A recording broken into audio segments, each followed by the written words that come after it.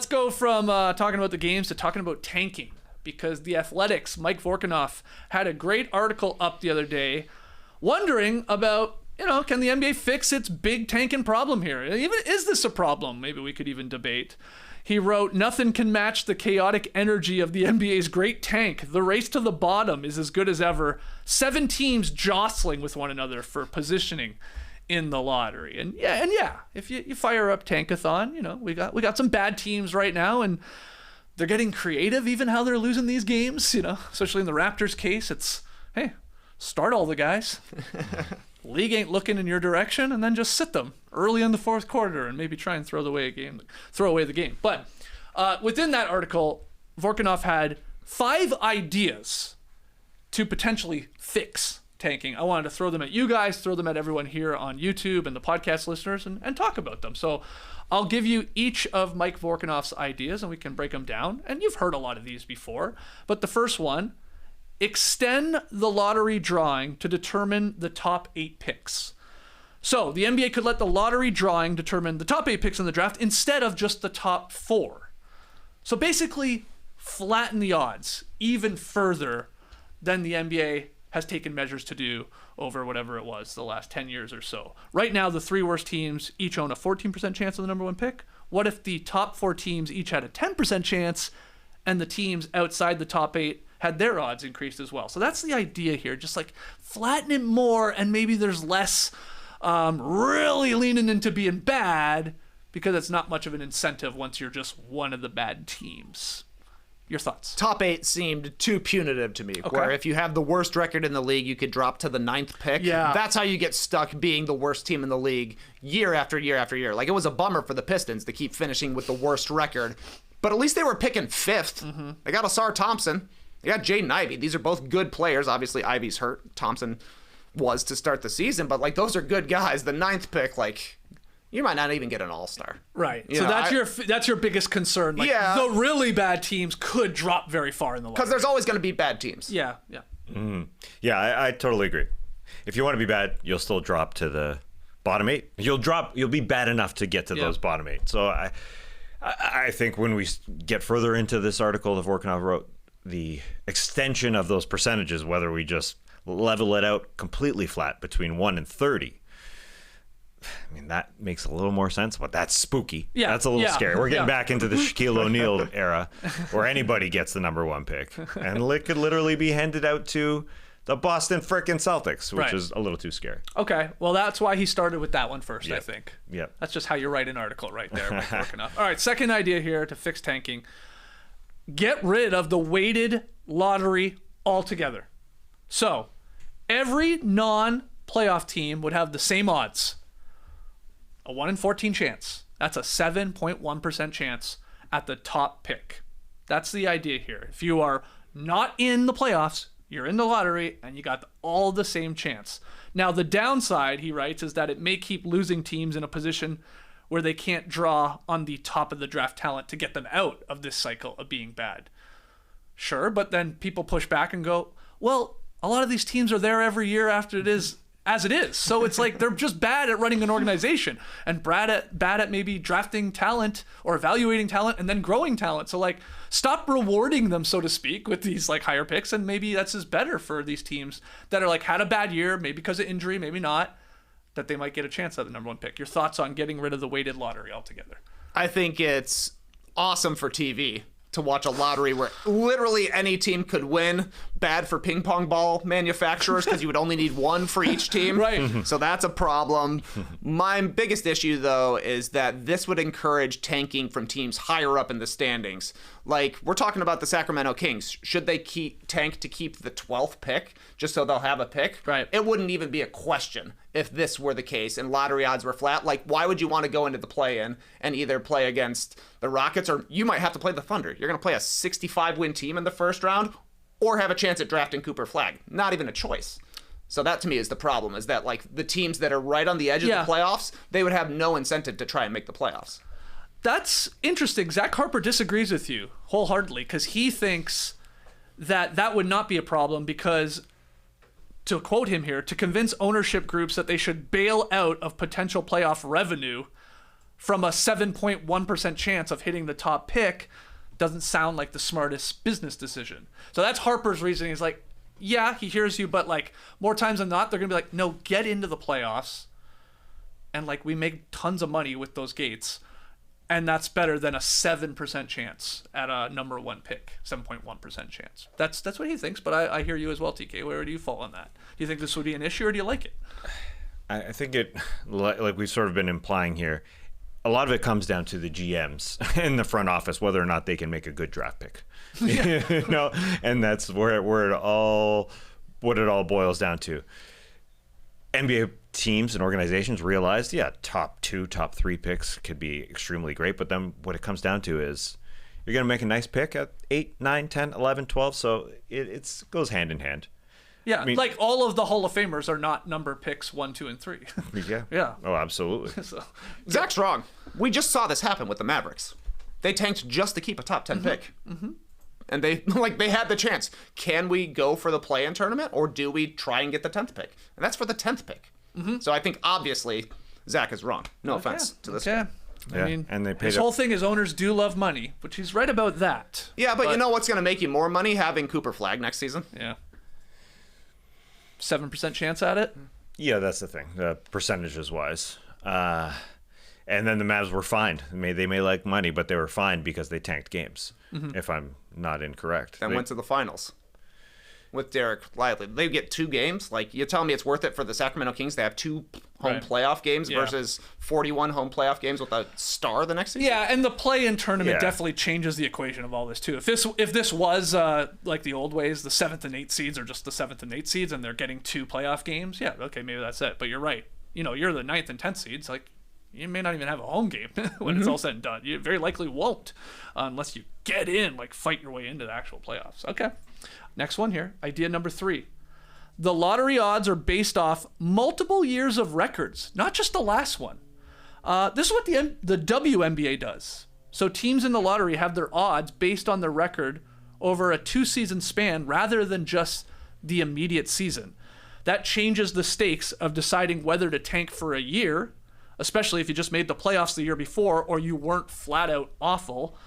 So while some teams still might commit to the multi-year tank, there is a fear of doing that for too many years, of like, you know, losing your fan base, really. Because the idea is like people can put up for like 1 year of like leaning into a tank to take a crack at getting a high pick, but it's like when you start doing it 2 years, 3 years, it's like people start tuning you out, and there's a negative connotation to that. So what do you think about this? Taking the WNBA page from their playbook and sort of doing a weighted thing here.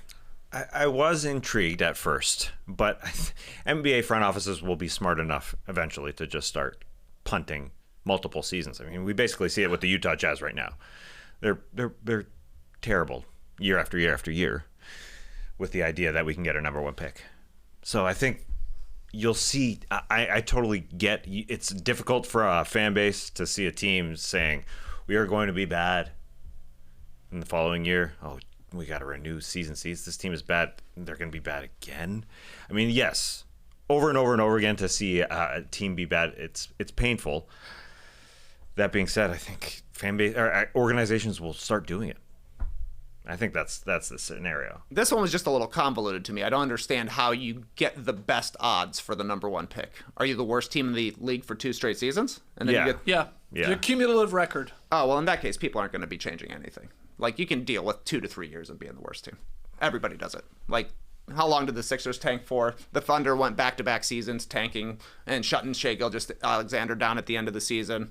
Like, you'll just commit to it for 2 to 3 years. Yeah, like the Jazz are going to lose 60 games this season for the first time in franchise history. Painful stuff. Mm-hmm. That being said, they could do it, for a couple of years.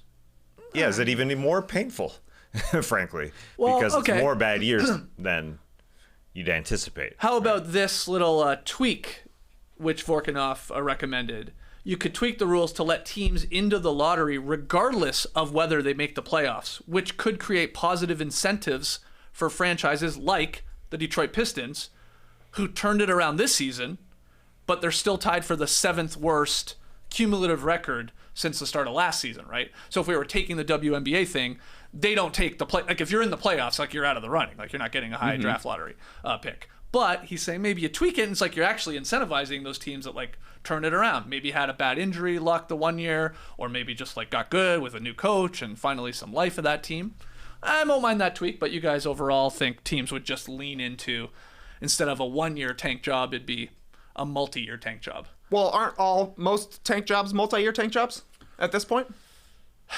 I think it's more unusual for it to be like the Grizzlies ended up in the lottery last year. The Pelicans are ending up in the lottery this year. This is like 1-year occurrences. Right. The Sixers will be there this year. The Sixers will be there this year. Right. Whereas like the teams that are at the top of the draft currently, these are teams that have been bad for years.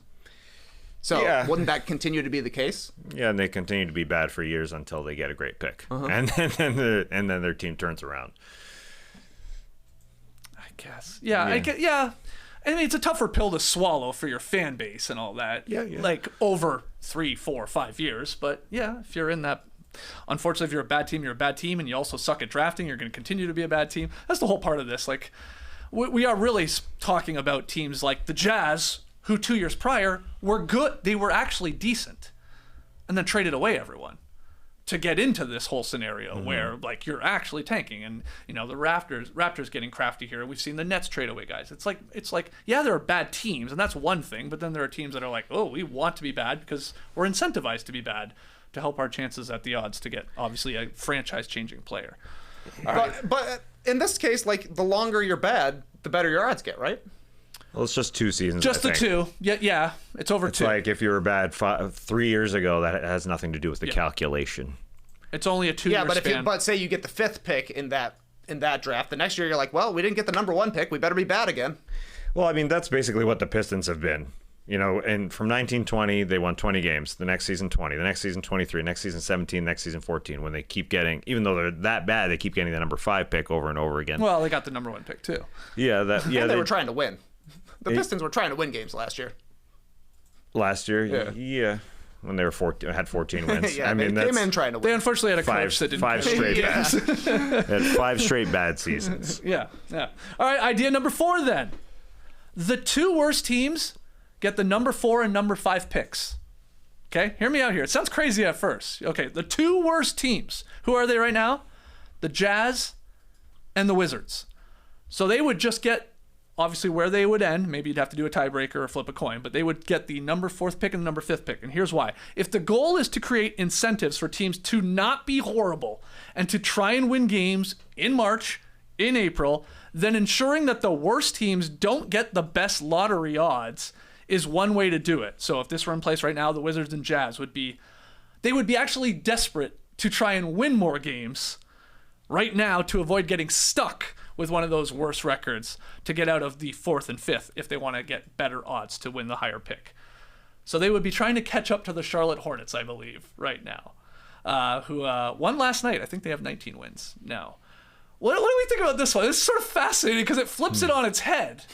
It's like at a certain point, we have the worst teams at the end of the season trying not to be the worst. Like, get out of that spot. Because otherwise, you're going to have a good pick still, but it's going to be in the 4th and 5th spot. TK, get us started here. So wouldn't you just try to have the 3rd worst record every year?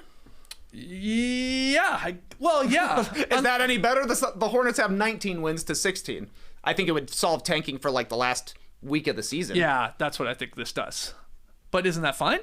Aren't we making these games, I guess, more exciting in a weird way, and teams would be trying to win these games for a lot of these crap teams at the bottom? So yeah, I mean, like, Utah-Charlotte came down to the buzzer last night. Kyle Filipowski had a great look for 3, hit it off the glass.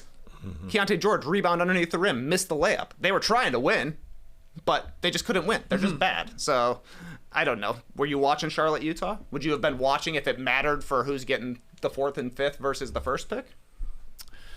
No, but again, come on, you can't deny that teams are tanking. There are bad teams. I personally don't think tanking is that big of a deal. Oh, okay, well, I don't think there's that big of a problem. We talk about this during the last 4 weeks of the season, right? Because unfortunately, 20 teams are playing for something and 10 teams aren't. Yeah.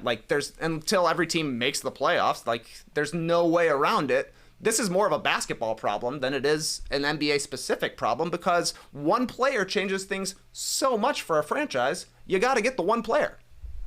Yeah, it's a star-driven league. There's no doubt about it. So dropping to 4 or 5, I mean, it just creates a lottery for other teams. Like, yes, you can be bottom 3 in this scenario. If you're the worst 2 drop to 4 or 5, so then 3 through 14, let's say. Yeah, have their odds, obviously, of getting the number 1 pick. Yeah. With the hope, So you're basically saying they're not racing to be the worst. They're racing to be very close. They're racing to win worst. games at the end to actually compete. Yeah, that's the ironic part. I mean, I've never heard this one, so I was at least fascinated to hear. I mean, the lottery odds are all fun. That's the interesting part, is what you do with these lottery odds. Because again, the Pistons, let's say last year, 14-68, dropped to number 5. They get Ron Holland at number 5. I hope he's going to be a great NBA player, but they drop off. It's like, what becomes of these?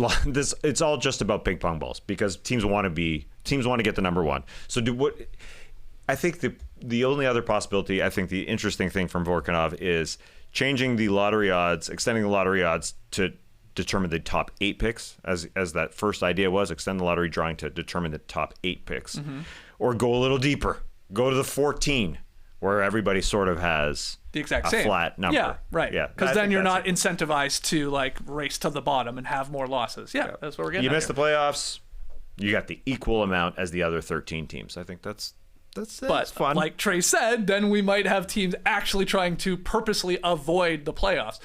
Zach Harper doesn't believe that would be the case, but people obviously disagree on that one. Final idea, let's get it out here. Get rid of the draft. Just chuck it out. You can't tank if there's nothing to tank for. Now, Vork writes that the league just could get rid of it and allow each team a capped amount of money it can spend on incoming players each offseason.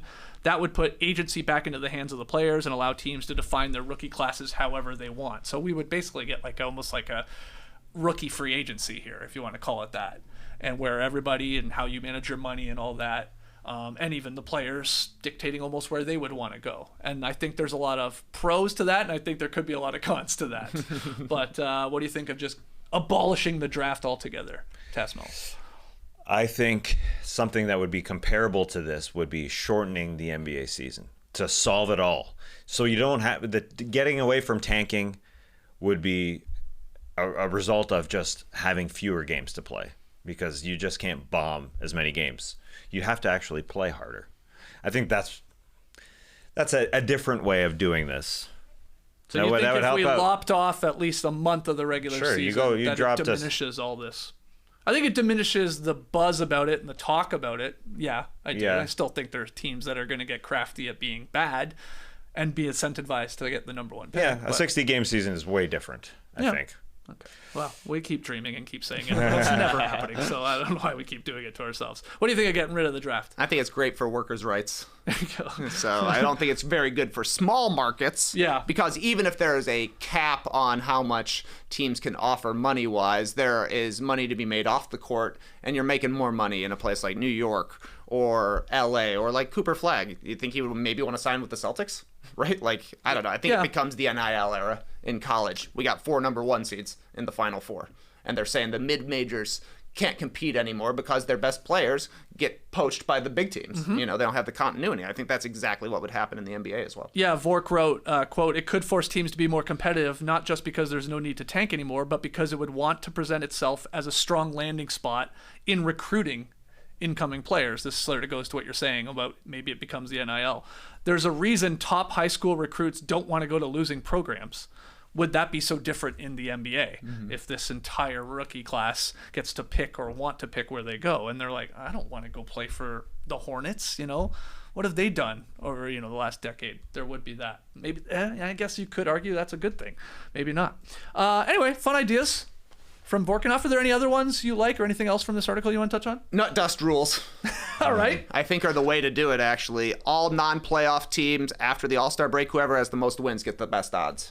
Yeah, I've seen this idea. So it's like, okay, so talk that out. After the All-Star break, we almost not reset, but it's like now you want to win. Yeah. And get the games. You want to get victories in the second half. Well, I would argue in the first half of the season, you also want to win. Yes, but you keep wanting to win. You keep wanting to win. There's no incentive to lose. Yeah. Flip it on its head. Yeah. Yeah, that's a popular one. How do you feel about that one? Well, I'm just looking up what Yanni said about European players and how they want to go to big markets. Like Luka going to LA is good for everybody, good for the entire world. And that's something that could be a result of getting rid of the draft. Bigger players, bigger markets, that type of thing. So Giannis would be happy, I guess. Because Giannis just said, it's something new for Europe. And how they get to see their guys go to big franchises. And like people were definitely saying about Giannis Antetokounmpo, why do you want to play in Milwaukee? But he went there and loves it. So yeah, and this is like he's drafted. What do you go 15th? So it's like it is the funny part of all of this, and maybe it goes back to what you were saying, Trey. Like, is it a really big issue when you think about it? Like, yeah, you're gonna want Cooper Flag. Yeah, and these teams are incentivized to help their chances to get it. And if you're a bad team, then you'd be silly right now, current structure, to not do what the Jazz are doing, to not do what the Wizards are doing, and like, okay, give us a 14% chance. Like, he completely changes everything if he pans out, but. There are also really, really good players that you're going to find 2 through 30, I guess, or at least in the lottery that can be changers, or outside the lottery, I guess, in Giannis's case. Well, let's hear from the best player in the league is not even a first-round draft pick. Yeah, right. So if you're good, it doesn't matter where you're drafting. Let's hear from you out there, guys. What do you think? Is it an issue? And if we need to fix it, what's the best solution? Get rid of it, change the odds, like flatten it, like we said. Just if you're a bad team, you're in the lottery, you got a 7.1% chance at it. Could be fun too. That would be great TV, no doubt about that. That's the most exciting. I mean, we'd be like going nuts right now, like, oh my god, the Raptors could win. But like we weren't even trying to fix tanking last year, because there was not a number one surefire prospect. So it wasn't even an issue. It was like, we got a bad team. The Pistons just couldn't win last year. Yep. Wizards couldn't win last year. And it was just like, okay, we'll see what happens at the lottery. It's when but this year, Cooper Flag is available. So yeah, teams want Cooper Flag. Imagine the Wemby year. Yeah, right. If you had flat lottery odds, you would have like maybe 5 teams trying to win the championship. Yeah, that's a good point.